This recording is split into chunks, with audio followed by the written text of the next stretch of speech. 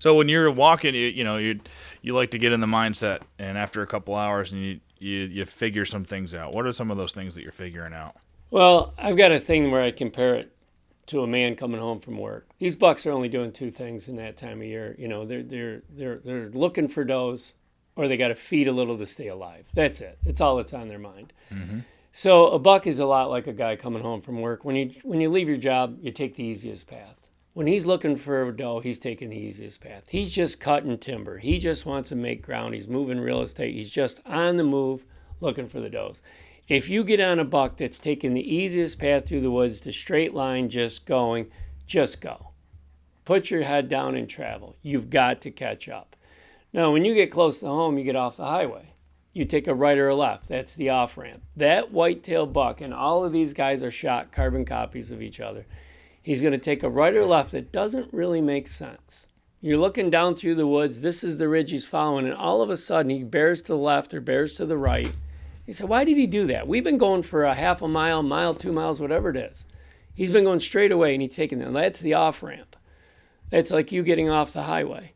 Once he goes off the off-ramp, he's going to go through the development, just like you getting close to home. All of a sudden, he's going to weave left to right. It might be 20 yards, 30 yards, but he's going to start to pull that little bit of zigzag. That's you in the development. And then he pulls in the driveway. And he does just like most guys do when they go home from work. They go to the refrigerator. You walk in the house, you open the fridge. When he takes that first bite of mushroom on the back of that log, or that first nibble of that bud, you're in the kitchen.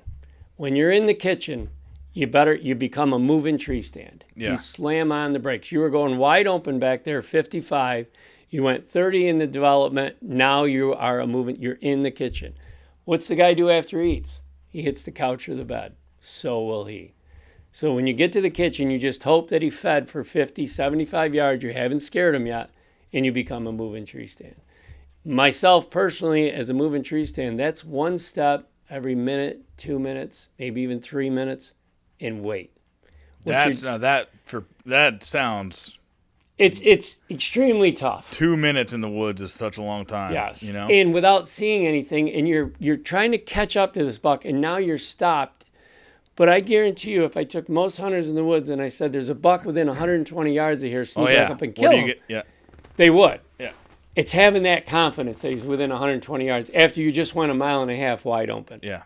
Yeah, if you knew there was a buck within 120 yards, you're not going fast. You're not going fast. I don't even believe in the 2 or 3 step motion. And when I say take a step and wait, what you're doing when you're waiting is for him to make a mistake, him to flip an ear, stand up out of his bed, take a step, turn his rack. You're waiting to catch that movement. Yeah. And then you got him. And it is sometimes just a flick of an ear, one ear turning. Yep. Yeah. Absolutely. And if the next time you're in the woods, try this out. Take look down a laneway, 30, 40, 50 yards, and take one step. That laneway's gone and the next one's open.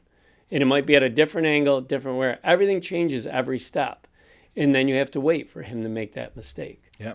And, I've tried to just walk up on him. Doesn't work in the Adirondacks. Yeah. You can't do it. He's going to spot you. He's going to be gone. I think, personally, other than the wind, which you can't control, the one thing that gives you away more than anything is movement. Everybody who hunts has done a movement where they catch it.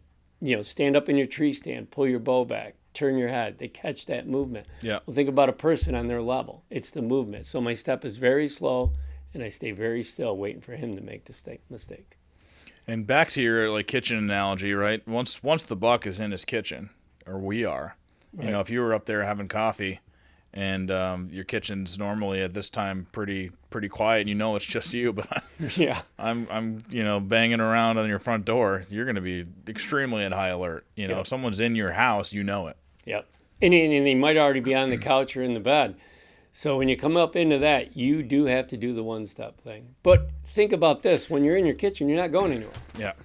You're not going. And it happens, obviously, early in the year. He might take a couple of bites and get back on the highway. Well, that's no different than the guy stopping at the gas station and grabbing a hot dog. It happens, recognize it, and get right back on the highway with him. I would much rather jump the buck and not get him than never catch up. Mm-hmm. At least you were in the game. Yeah. And if it's early enough in the day, you've got that second jump. So, traveling fast when he's traveling fast is Really important. Stopping and one-stepping is the killing mode you got to get to, but you got to catch up. Well, and that really is the most fun part too. I mean, once you get into that, like Oh, yeah. that, now it's a real, like, the game's on, and it's heightened for you. All your senses are heightened, his are heightened. I mean, yeah, it's fun following the track and making way through the woods and seeing all that. But that's really the 1% of the time that you got to live for that. Yeah. And you know what? It's probably the hardest one to learn. And it's not so much of when is what I call it in the seminars. When do I go fast? When do I go slow? So I call it when is when. But when you're trying to catch up to this deer, and you might even be sweated up a little bit, you're in that go mode, you just want to get to him, and now you're going to go one step every couple minutes. That's the hardest transition Yeah. to get into. But if you keep in the back of your mind, when I scare them, it could be another couple of miles, maybe 3 or 4. It might get dark. This is a one-shot deal you got to keep in your head. That'll make you slow down and really, really go slow.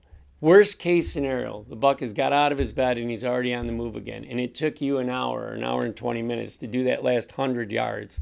And you realize he's going again. You're still in the game. Mm-hmm. You haven't scared him off. Still going. You're on him and you're good. You bump him hard, man, it's tough. The next one's tough. It's so important to do that slow mode in the end.